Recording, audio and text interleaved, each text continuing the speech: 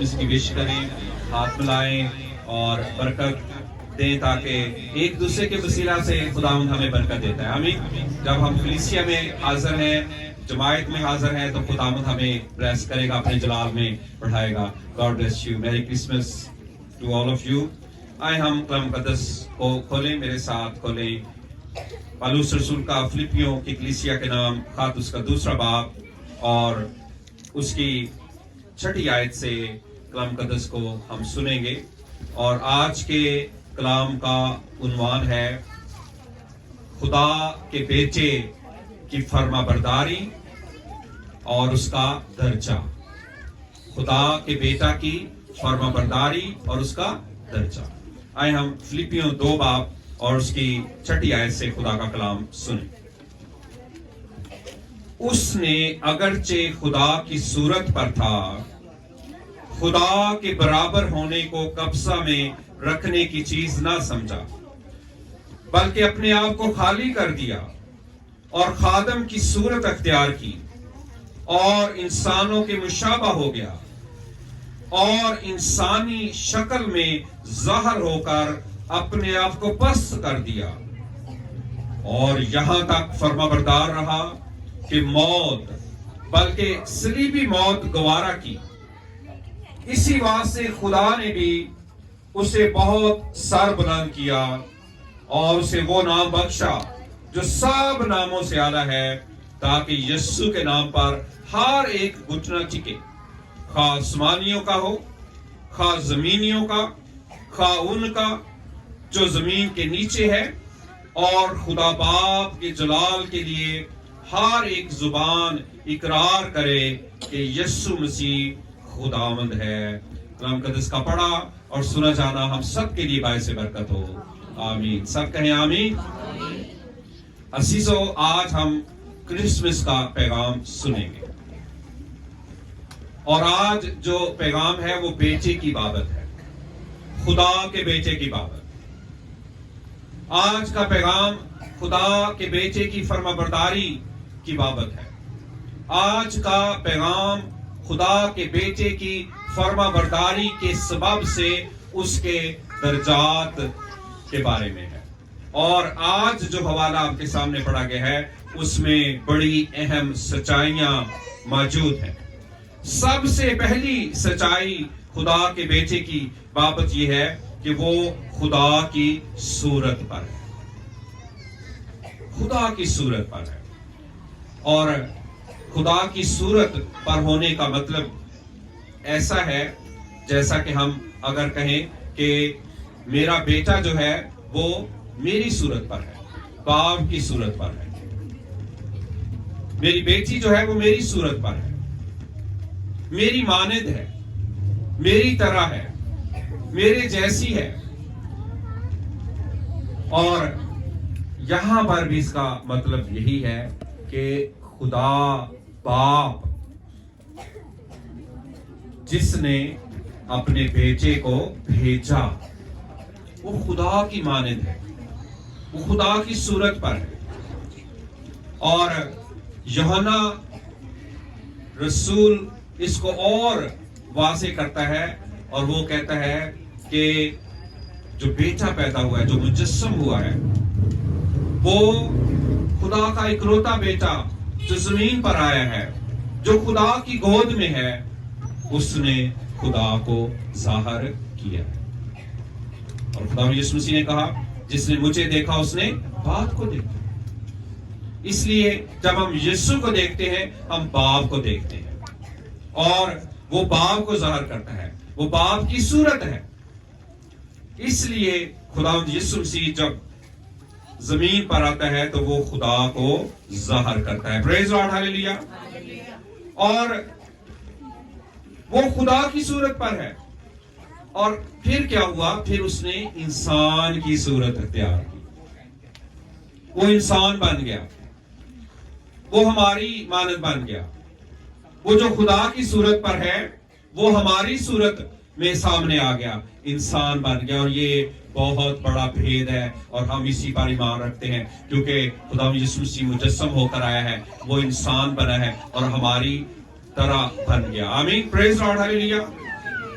اور جب وہ بیٹا بنا ہے، جب وہ انسان بنا ہے، جب وہ ہماری مانند بنا ہے، وہ ہماری صورت اختیار کر کے آیا ہے، تو اس نے کیا کیا ہے؟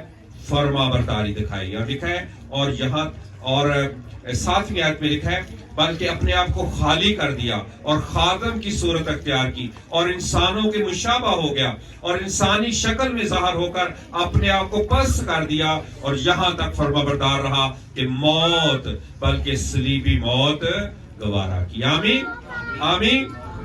انسانوں کے مشابہ ہو گیا، ہمارے مشابہ ہو گیا، ہماری صورت اختیار کی، انسان بن گیا اور وہ زمین پر آ گیا اور انسانی شکل میں ظاہر ہوا. اور انسانی شکل میں ظاہر ہونے کے بعد اتنا اپنے آپ کو پست کیا کہ اس نے صلیبی موت ہمارے لیے گوارا کیا. یہ اس صلیب یسوع کی فرما برداری کا نشان ہے. آمین.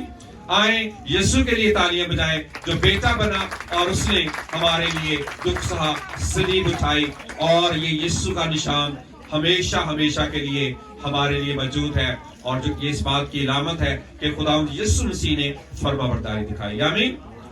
یسوع کی صلیب فرما برداری کا نشان ہے. یسوع کے دکھ فرما برداری کے نشان ہے. یسوع کا باپ کا حکم ماننا، باپ کی طرف سے بھیجے جانا اور اوبے کرنا کیا ہے؟ یہ اس بات کی علامت ہے کہ وہ فرما بردار بیٹا ہے. اور جب ہم عبرانیوں کے خط میں دیکھتے ہیں، کلام مقدس میں سے کھولیں عبرانیوں کا خط، اس کا 12 باب اور اس کی 5ویں آیت میں لکھا ہے کلام مقدس میں، اور تم اس نصیحت کو بھول گئے جو تمہیں فرزندوں کی طرح کی جاتی ہے کہ اے میرے بیٹے خداوند کی تنبیہ کو ناچیز نہ جان، اور جب وہ تجھے ملامت کرے تو بے دل نہ ہو، کیونکہ جس سے خداوند محبت رکھتا ہے اسے تنبیہ بھی کرتا ہے، اور جس کو بیٹا بنا لیتا ہے اس کے کوڑے بھی لگاتا ہے. آمین. تم جو کچھ دکھ سہتے وہ تمہاری طبیعت کے لیے ہے، خدا فرزند جان کر تمہارے ساتھ سلوک کرتا ہے. آمین آمین. خدا یسوع نے بھی دکھ سہے. اگر یسوع نے دکھ سہے تو اگر ہماری زندگی میں بیٹا یا بیٹی ہوتے ہوئے کوئی دکھ آتا ہے تو اس کا مطلب وہ ہماری تربیت کر رہا ہے، وہ ہم سے محبت کرتا ہے، وہ کلام مقدس کے مطابق ہم سے پیار کرتا ہے. اور جب ہم کلام مقدس میں امثال کی کتاب میں دیکھتے ہیں تو وہاں پر لکھا ہے کہ لڑکے کی اس راہ پر تربیت کر جس راہ پر اسے جانا ہے، اور اس تربیت کے درمیان اگر چھڑی اٹھانے کی ضرورت ہے تو چھڑی بھی اٹھا. آمین. بہت سے بچے جو ہیں وہ اس بات سے بڑا ڈرتے ہیں کہ ماں باپ جب چھڑی اٹھا لیں، جب لڑکوں کو تربیت کے لیے چھڑی اٹھائی جاتی ہے تو وہ بڑے ناراض ہوتے ہیں کئی. لیکن کلام ہمیں یہی سکھاتا ہے تاکہ ہم ایسی تربیت پائیں، ایسی جگہ پر پہنچے تاکہ ہمارے درجات بلند ہو. آمین. آخری بات جو ہم سیکھ رہے ہیں وہ یہ ہے کہ پھر یسوع نے جب صلیبی موت گوارا کی، وہ زندہ ہو گیا تو اس کے درجات بلند ہو گئے. آئے ہم کلام مقدس میں سے دیکھتے ہیں کہ اس کے درجات جو بلند ہوئے ہیں، جس کی وجہ سے خداوند یسوع مسیح خداوند کہلایا ہے، بادشاہ ٹھہرا ہے اور اس کا جلال ظاہر ہوا ہے. فلپیوں 2 باب اور اس کی 9 آیت سے لکھا ہے، اسی واسطے، کس واسطے؟ یعنی فرما برداری کی وجہ سے، فرما برداری کی وجہ سے، اسی واسطے خدا نے بھی اسے بہت سر بلند کیا اور اسے وہ نام بخشا جو سب ناموں سے اعلیٰ ہے. سب سے پہلے کیا بخشا گیا اسے؟ نام، یسوع نام. اور میں آپ کو بتاؤں یسوع نام میں اتنی اتھارٹی اور پاور ہے کہ جس زندگی میں، جس چرچ میں، جس کالونی میں، جس شہر میں، جس ملک میں یسوع کا نام لیا جاتا ہے وہاں بدی کی قوتیں بھاگ جاتی ہیں. آمین. وہاں سے بیماریاں بھاگ جاتی ہیں. یسوع کے نام میں اتھارٹی پائی جاتی ہے. اس نام کو آج لے لیں آپ، یہ یسوع کا درجہ ہے. سب ناموں سے اعلیٰ نام، سب ناموں سے اعلیٰ نام یسوع نام ہے. آمین. پہلی بات. دوسرا درجہ، تاکہ یسوع کے نام پر ہر ایک گھٹنا ٹکے، خواہ آسمانیوں کا ہو، خواہ زمینیوں کا، خواہ ان کا جو زمین کے نیچے ہیں. آمین. اب یسوع کے نام پر ہر گھٹنا ٹکتا ہے. یسوع کے نام پر تمام مخلوقات یسوع کو سجدہ کرتی ہیں، یسوع کی تعظیم کرتی ہیں، یسوع کی عبادت کرتی ہیں، यीशु के नाम को जलाल देती हैं। यीशु के लिए जोरदार तालियां बजाएं। बोलो खुदावंद यीशु मसीह की, खुदावंद यीशु मसीह की, खुदावंद यीशु मसीह की।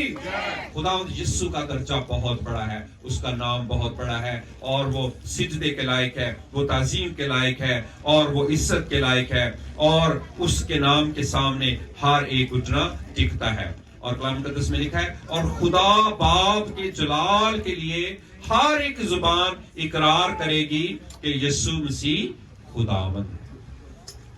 आज जो मैं आखिरी बात आपको बताना चाहता हूं वो ये है कि यीशु खुदावंद है। आज जुबान से इकरार करें यीशु खुदावंद है। मेरे साथ कहें यीशु खुदावंद है। और जब हम कहते हैं यीशु खुदावंद है तो इसका मतलब क्या है कि वो मालिक है, मालिक है। और पुराने अहदनामा में जो खुदावंद के लिए जो लफ्ज इस्तेमाल किया गया है वो एडोनाई है।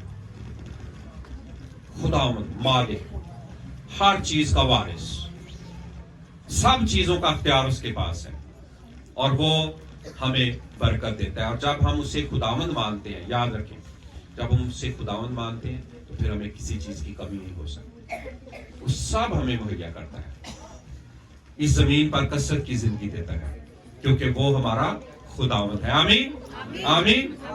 और कलाम मुकद्दस में आज आपके लिए पैगाम है। कलाम मुकद्दस में यूहन्ना की इंजील उसके 3 बाब की 16 आयत में लिखा है, खुदा ने दुनिया से ऐसी मोहब्बत रखी कि उसने अपना इकलौता बेटा बख्श दिया ताकि जो कोई उस पर ईमान लाए हलाक ना हो बल्कि हमेशा की जिंदगी पाए। आए हम अपनी आंखें बंद करें और यीशु पर ईमान का इजहार करें, हमेशा की जिंदगी के वारिस ठहरें, कसरत की जिंदगी के वारिस ठहरें ताकि खुदावंद हमें बरकत दे, हमारे दर्जात बुलंद करें। और जो यीशु पर ईमान का इजहार करते हैं वो दोनों हाथ ऊपर करें। मैं आपके लिए आज इस क्रिसमस के मौका पर बरकत की दुआ करूंगा क्योंकि खुदावंद यीशु मसीह जो बेटा बन गया, जो जमीन पर आ गया, जो खुदा की सूरत पर है, खुदा की सूरत पर था और वो हमारे मुशाबा हो गया, इंसानों के मुशाबा हो गया। और कलाम मुकद्दस में लिखा है कि उसने फिर सलीबी मौत गवारा की, उपस्थित हो गया और उसके दर्जात बुलंद किए गए। और उसका पहला दर्जा ये है कि उसे ऐसा नाम मिला जो यीशु नाम है, जो सब नामों से आला नाम है और हर घुटना उसके आगे झुकेगा और वो खुदावंद है। आए हम अपनी आंखें बंद करें।